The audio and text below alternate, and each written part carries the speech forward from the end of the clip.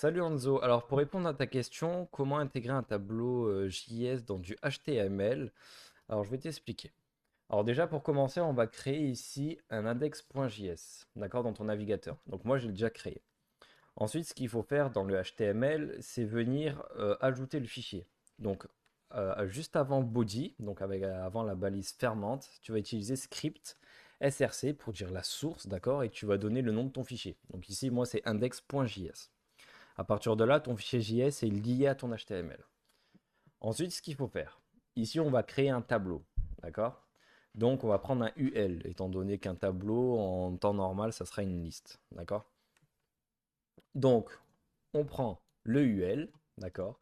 À l'intérieur, j'ai mis un LI vide pour bien que tu vois qu'effectivement, pour le moment, ben, c'est que du HTML. Et ensuite, ici, j'ai créé un ID. Alors, pourquoi créer un ID? Ici, on va créer un ID simplement pour pouvoir récupérer l'élément, donc récupérer le UL à l'intérieur du JavaScript. D'accord? Donc, maintenant, dans JavaScript, qu'est-ce qui se passe? Ici, j'ai créé du coup mon tableau. Donc, j'ai créé des personnes. Donc, avec un nom et un âge.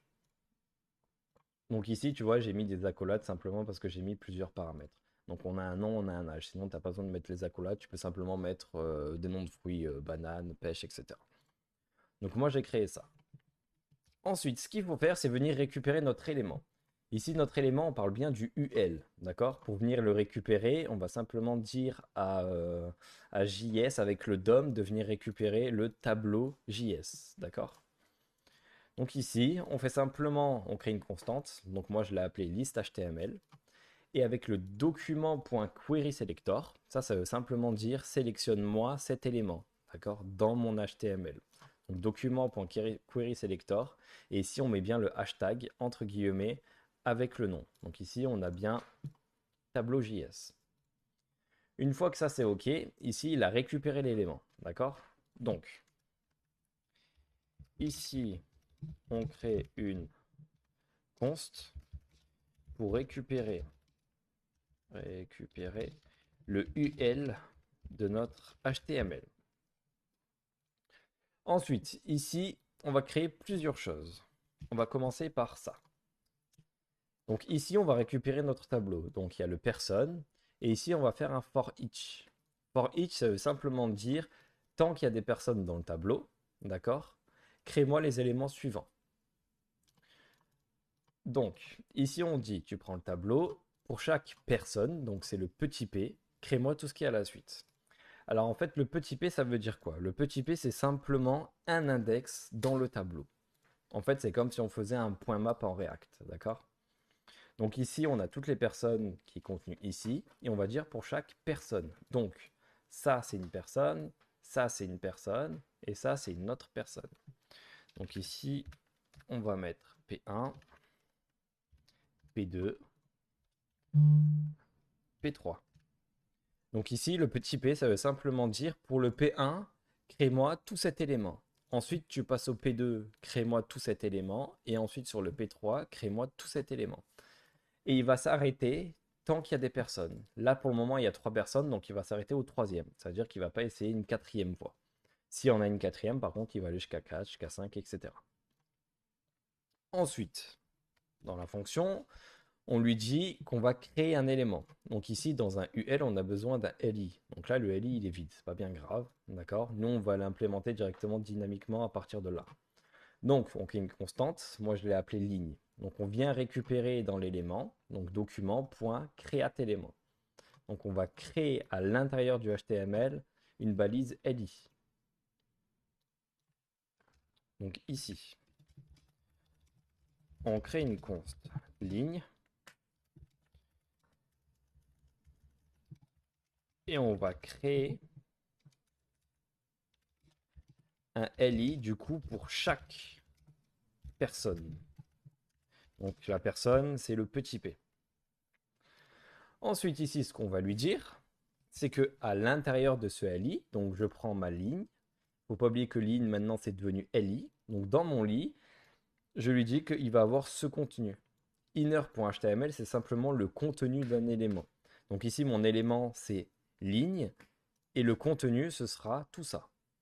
Donc, Ici, la syntaxe, elle est un peu particulière. Il faut utiliser les espèces de anticotes, d'accord, pour pouvoir mettre les variables.